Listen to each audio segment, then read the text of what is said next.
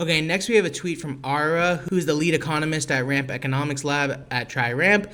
And they have this new Ramp AI index, which is basically showing that over the past year, maybe 6 months here is what it's showing, that OpenAI has completely fallen from the first quote unquote AI check that is coming from enterprises to where they're spending their money on AI. And Anthropic and Claude has just really upgraded their branding and is just basically taking over all of these new companies. All their spend is going to Anthropic. Personally, I'm a huge fan of Claude Code, so I understand why this would happen. And because the technical teams and the engineers usually drive forward new technologies at these companies, besides like hype that kind of goes in reverse. But I do feel like the engineers are the one who get super excited and they bring it to the stakeholders. At least that's my experience. That's why, because Claude Code is so good, and also because like the $200 max plan honestly is so efficient and gives you so many tokens, it just makes a lot of sense to recommend Claude and Anthropic to the stakeholders and kind of being like the first place they look, because obviously these companies are going to their friends, they're going to their partners and asking, what tool should I be using if I want to adopt AI? And it's just been a complete shift between Anthropic and OpenAI.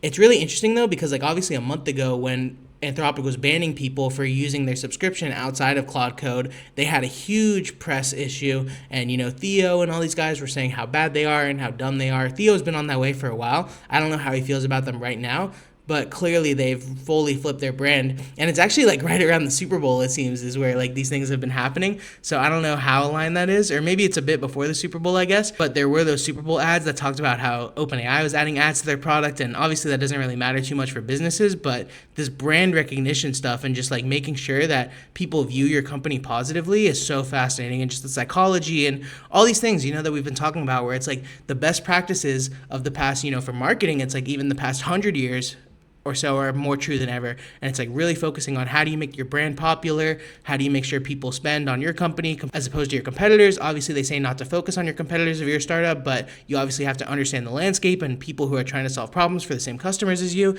And just super fascinating. And it's always cool to have like open data that we can analyze and try to derive insights from.